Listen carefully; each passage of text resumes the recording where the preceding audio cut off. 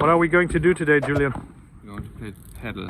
Okay, we are starting off the day with a little round of paddle, so super excited whenever we are out in Spain or anywhere in the world. We are getting a good round in, and I keep you posted on the journey. See you later.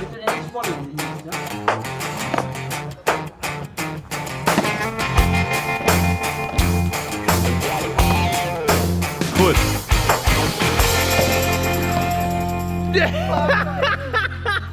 4 entrepreneurs, 2 hours of paddle, 30 degrees. I think everyone is a little bit dead right now. Sina, how was the game? It was intense, a lot of up and downs. It's at least 35 degrees, I think. But Henrik and I had a crazy comeback. It's like... And what did it teach you for B2B SaaS? No matter how bad the lead pipeline is, you can always have some ideas and come back and generate new leads for the funnel.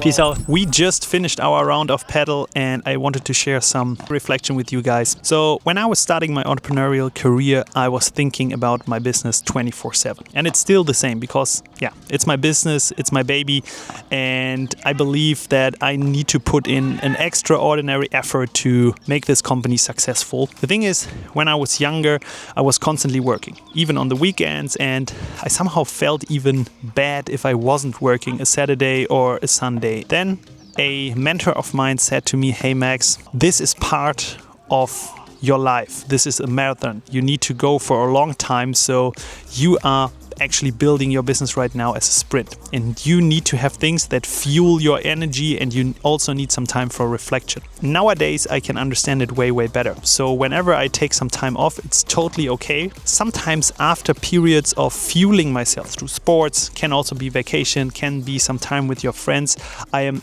super motivated again to go back to my desk. And then second up, I get also a ton of new ideas. I always thought in the beginning, yeah, okay, these ideas come if I'm thinking about it actively or sitting at my desk thinking about strategy, but most of the time it's different. They pop up just when I'm doing nothing or just walking around. Nowadays I try to put in some blockers into my calendar to have these phases of being a little bit more away from the computer, and it is very, very valuable for me and the company. In the end, I agree, it's a marathon. You can't build an empire in a week, in 2 weeks, in 1 weekend, so we need to go for a long time, and I can only encourage you to do the same. So now we are off back to our house, get some nice food, some nice lunch, and then maybe we talk a little bit more about the business. Okay, Max, what is happening here? Cooking! Lasagna!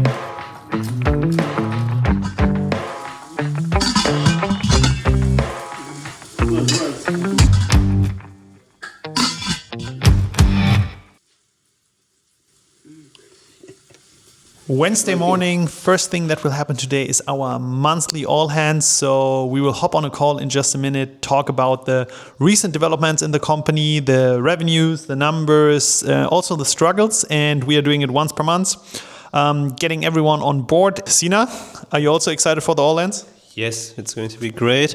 It's going to be fun seeing everybody again once a month. Last Wednesday, each month we do the all hands. So super excited for that, and a lot of fun stuff prepared. Okay, Sina is super excited. Sina, how was the all hands? The all hands was good. It's always fun to see everybody. It's like the only meeting that we have where everybody is on there. It's always not that easy as we have like team members in Europe, Indonesia, South Korea. But it's always really fun seeing what happens the last month, the progress we did, new clients, new team members, and mostly also seeing the design showcase where we show like from every designer what kind of work they did, like the highlight. So it's really cool to see, because in the day-to-day work there's so much stuff to do. You just don't realize sometimes the progress you did. So it's really cool to see like all the designs we did, but also the websites we developed. It takes like 1 hour, but I think it's the best 1 hour invested during the month to have all the team together, building this company culture. How did the people react to the news that Maria will leave the company? I mean, I think in the beginning it's always for everybody it's like sad and a mini kind of shock. Somebody's leaving or general change is happening. But I think they understand. People sometimes looking for new challenges. Stuff is changing. But I think as we have this 2 month or even a bit more, 2.5 months, we will have a good handover period. And now it's the work on our side to build up the pipeline, do some active sourcing, and find candidates that have the required skill set, but also fit to the company culture that we have. And why do you get so many Slack messages, Sina? If I get so many Slack messages, that's a good question, because I send out a few questions to the designers before the all hands, and now the all hands is done, so they have time to reply. How many messages do you get per day? I don't know how many messages I get per day, but I can tell you how many Loom videos I make per month, and the number is around 290. That's like the top 1% of Loom users, so I can highly recommend. Please, Loom, if you see that, Sina needs some sponsorship. Exactly. Ideally a 2-year contract with some extra AI credits.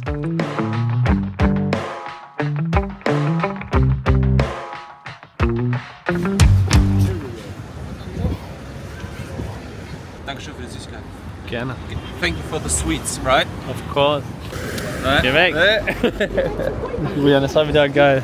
Was a pleasure. Guten Flug. See you guys. wish you a lot of revenue, Julian.